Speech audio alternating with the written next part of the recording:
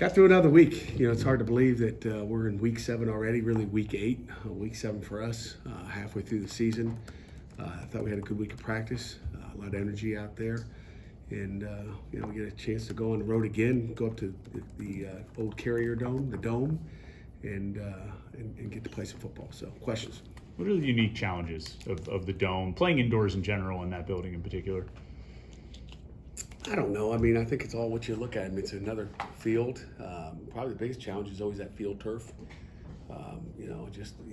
For the health and safety of your players. Speaking of turf, I mean, that's a big topic this week. I mean, I think I'd rather slip on the grass than get caught up in the turf. The more injuries happen on artificial surfaces. So again, I'll go back to, questions. Probably have that question again because I had it on Monday. The grass is so much better than artificial turf. If you looked at the history and the safety of what it does, so it always scares me when you're banged up and then you got to go play on that turf. And I think it's 4 years old, so I even know how old the AstroTurf or the field turf is up there. So I think that's the main thing. I mean, other than that, it's playing indoors. There's no wind. There's no, we don't have to worry about wet ball drills and make sure the guys got their wet gloves and their dry gloves. So I think it's being a different atmosphere. It'll be the crowd. It'll be noise. They'll pump in music. Back in the old days, he used to before it's been redone. I called Dino Babers the other day and said, "Hey, you're going to go up there and turn the heat on again?" Because he used to turn the heat up. I mean, he used to try to melt you out of there. But supposedly they have air conditioning in it now, so it'll be a nice venue. After 2 games, how do you see teams defending Mason? What's a lot?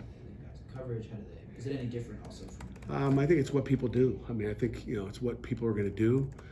It's it's like I told Coach Bell this morning. I said if it was 11 personnel, 3 wideouts, and Des Reed's in the game, I'm not sure I'd be running any man coverage. Right? People have gotten caught in some of that. I think if you had to go break it down, I'm sure their defensive staff has done a great job. And again, Fran Brown's a DB guy. He's I'm sure he's got his hands deep into that defense and what they do. There'll be some things that you probably not want to do, but everybody's going to have their different plan, right? I mean, there's not always the same plan. I think plans change based on who your personnel are and what you do. I don't think you can change it a whole bunch. I mean, they even though last year was it game 3? What did we play in game 3 last year? I feel like it was game 3. Maybe Syracuse? Last year was it not? In ACC, it was Halloween. Was it? No, it was earlier than that, wasn't it? It was like October 24th. It was? Okay, I'm all messed up. They totally changed for us. I mean, that was a totally different look. So we've worked the look they gave us last year. Do they have the people? Do they want to do that again? Again, our offense wasn't on the field very often. We shoot with 3 pick sixes. So we really didn't get enough videotape. But we got enough of what they did, what they tried, and they do a nice job. What are you seeing just out of Ricky Collins, the quarterback up there, coming in after their starter got injured? The guy who I think has struggled a couple games after taking the starter's gig, but what are you noticing from him? Yeah, I mean, I think, it's what you look at it. I mean, everybody's going to say struggle because they've lost. And, when you lose, quarterback's going to get all the heat. It ain't just a quarterback. It's everybody. Just like when we lose, it ain't just a quarterback, it's everybody. I've seen the guy get better from, his first game against Duke to his second game against SMU on the road. So you saw, what he did on the road. I mean, they took the first drive down. Looked like our 8-minute drive. They went all the way down to the 1-yard line, got stopped on 4th and 1. Okay, just like it could have been the same thing we did last week. 4th and 1, they got stopped. It's a game of inches. I mean, they're just far away from driving the ball right down the field. And then again, that momentum starts to take over, and you're at SMU Stadium, and I think they're really good. I think they can run the ball. I think the Willis kid up front, running back, the front. I think they're going to try to establish a run game because they have the ability to do it with a 235-pound tailback, take some pressure off the quarterback, and then when he does throw it, the receiver's got to catch the ball. I mean, there were some drops in that SMU game, so I think he's getting better. I think he throws a great deep ball. I think he throws a tight spiral. I think he's a good player, but everybody else around you's got to get it done. And again, it's a totally different story if you're up 7-0, okay, as opposed to we didn't get it, and then they drive down the field. So. And then the next series he throws a pick, coming out, gives them they get a 10-yard score. So there's different things that happen in games and the momentum. I think in the first half they lost the ball 3 times on downs, plus a turnover. That's 4. Okay, that's 4 turnovers, period. If you want to, even though they didn't turn over, you're giving a really good offense and a talented football team short fields. There's one play from last week I wanted to ask you about.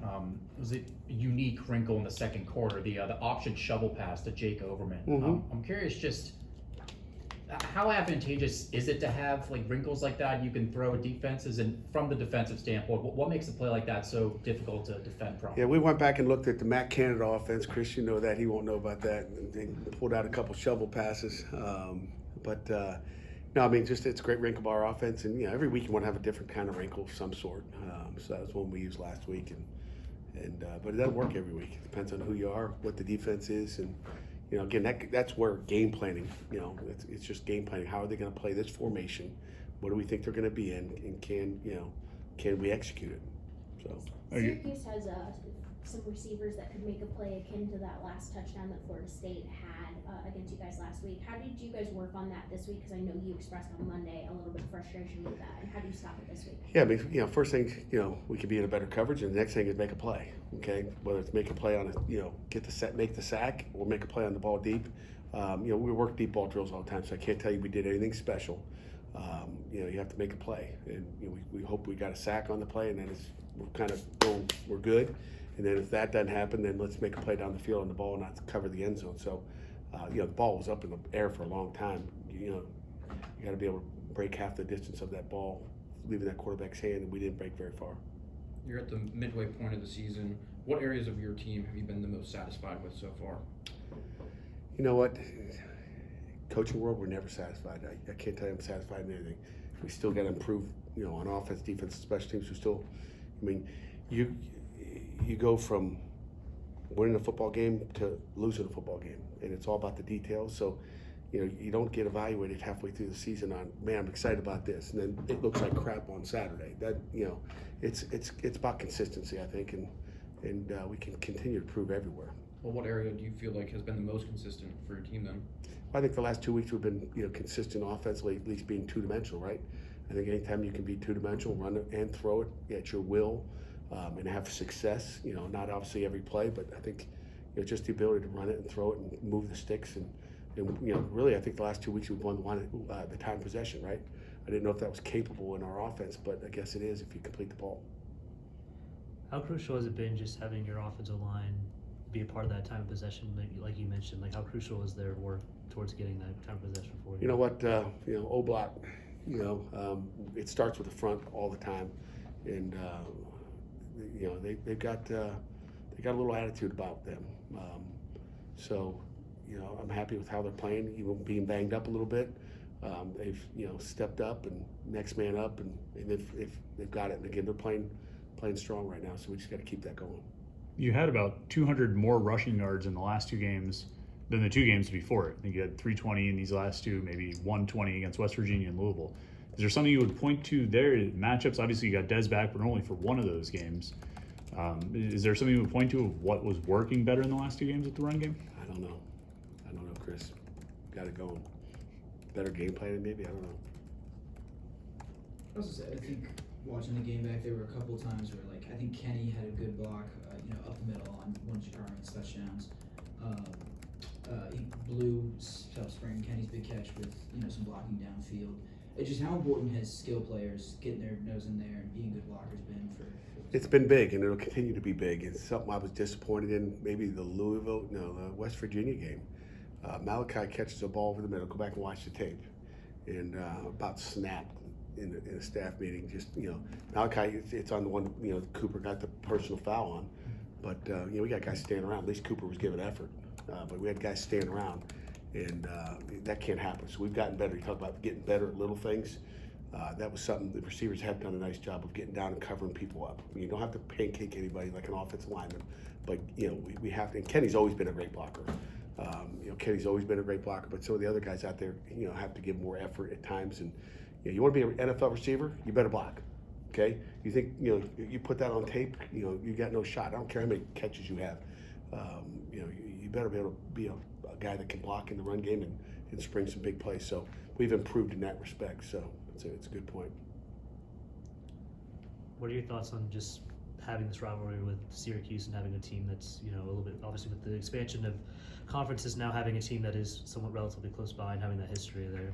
Yeah, I think it's great. I mean, I haven't talked a lot about rivalry game because we got two big rivalries I think that we think of as rivalries, and but it's an old school, old Big East rivalry, and it's great competition. It's the ACC, so good football.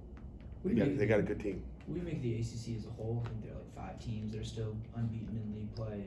Georgia Tech, Duke, UVA at the top. I mean, just how does the conference look to you as a whole?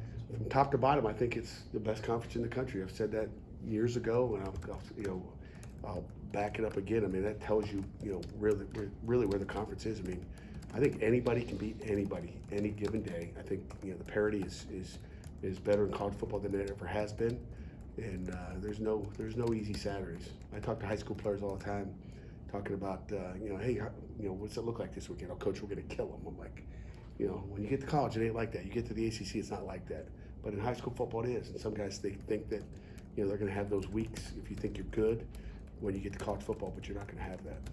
Is the parity because they expanded, transfer portal rules and all the NIL, or is there something else that you think is part I of it? think it has something to do with it, maybe, because if you got a weakness, you can fix it real quick by going out and buying somebody. But it's great coaching, and I think again the ACC, it's a speed. It's really just a speed in the conference, I think, that you have up and down the Atlantic coast. I think half the league has like new transfer starting quarterbacks this year. Does that make it even tougher to get a feel for how the conference is going to be before the season starts because you just have all these new guys rolling in? I think maybe, but everybody's going to find a way to get better, right? We're all getting better. We're all going to try to find a way. If you have a weakness at quarterback or cornerback, you're going to find a way to go out and find a guy and see if we can plug a weakness and make it a strength. Anything else? Okay.